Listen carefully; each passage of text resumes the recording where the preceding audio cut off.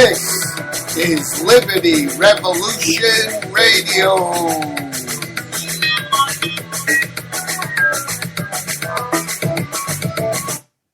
Hello, this is Egan. Liberty Revolution Radio from beautiful Peekskill, New York. Welcome. Today is Saturday, October 4th, 2014, and today's topic is a application for a charter school in the city of Peekskill. Earlier in the week, on October 1st, the city held a public hearing on this proposal at the Peekskill Middle School. I have to say the place was packed. Many friends and neighbors showed up to express their opinion, their concern. Probably 10-1 against the charter. My view was against the charter. Now, as a libertarian, that's going to need some explaining. And some people were actually very, very surprised when I stood up and spoke on behalf of the public schools. At that meeting, everybody who had signed up to speak had 3 minutes to express their views. And again, it was 10-1 against the charter. The Peekskill Public Schools, obviously, because of this charter movement, are in trouble. Low test scores, a changing demographic in the student population, middle class flight from the public school system, a lot of turnover with senior administrators, superintendents, interim superintendents, principals, assistant principals. There's a lot of change going on in the school system. Recently, interim superintendent Lacopoli finalized a plan to change the curriculum and to hopefully put in motion a plan that will move the public schools from the bottom 10% of all Westchester County schools in ranking, hopefully upward to at least the 50% mark. At least that's my hope. Some things that had happened leading up to that hearing kind of changed my opinion of it. One of them was that this charter school was not bound by a lottery to accept new students.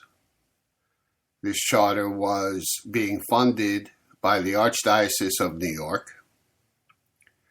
And many of the proponents of the charter are members of the parish, the Assumption Parish here in Peekskill, which has a vacant building, the old Assumption School, that will be used as the new charter, the Guardian Academy. There was some concern spread about separation of church and state, that kind of stuff. But what bothered me more than that was the lack of a lottery and the targeting of certain students to attend the Guardian Academy. Now, some people were talking about a potential zombie apocalypse happening to the schools, to the public schools, if Guardian was opened. Others were very subtly suggesting a boycott of store owners who supported the charter movement. And that's just not helpful. That's just bullshit. That's not going to get us anywhere. And some of the Board of Education members who sit on our board were kind of a little wide-eyed. They weren't really looking at the problems of the school system as it is, but more of just this threat from charter. Now, there is a follow-up meeting, a regular scheduled meeting of the Board of Education being held this Tuesday. I plan on attending that, and I plan on pressing the board to realize how important this is, because the charter movement is here. It's not going to go away. It's going to keep coming back with more applications. If it is not accepted this year, it'll be back next year, because there is a need in this community for a charter. If they change the application process some and get a better plan, I will review it, and if it meets my criteria, I will absolutely support it. And I think that this pie in the sky stuff, that we have a new agenda, we have a new incoming superintendent next year, Dr. Fine, who is currently in our system as a principal, that we have this new plan, that it's going to work, that it's all good, everything's going to work out fine. But I remain skeptical about that, because I've been through many changes before. I've lived in this community a long time. I've put 5 kids through the public schools, and I have seen some drastic change. I've seen curriculum changes, personnel changes. I've watched and fought against a plan to change our school system from a neighborhood school system to a combination school system that is currently in effect. And all of these plans obviously were designed to improve the educational outcome of our students, and it has not worked. So this latest plan is well thought out. It's got some very good people behind it, but based on my experience with this school system of productive results, I do remain skeptical.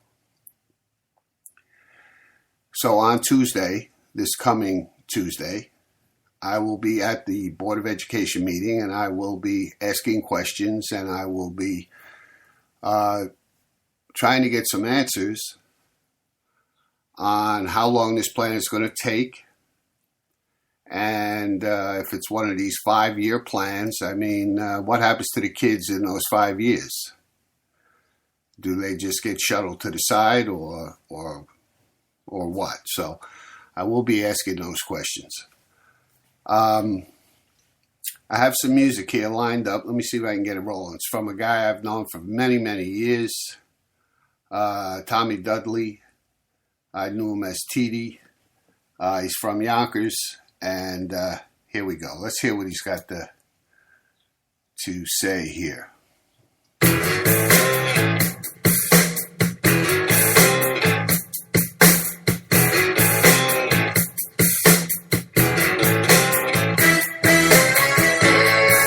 turn the lights out in the morning. Best you can do is pull the covers over your head. Can't roll over there, try to disappear. You're gonna have to face all the things you said. Can't turn the lights out in the morning. I'm gonna pull up the shades and let the sunshine in. We're gonna have a conversation about things you said. You're gonna have to get up out of bed in the morning light. You know the fun just wasn't right. The reflection is always the same. And here I go again. Help me please, on my knees. It's a fight, day and night. What's the deal? Spinning wheel. What's the cause? Jump on.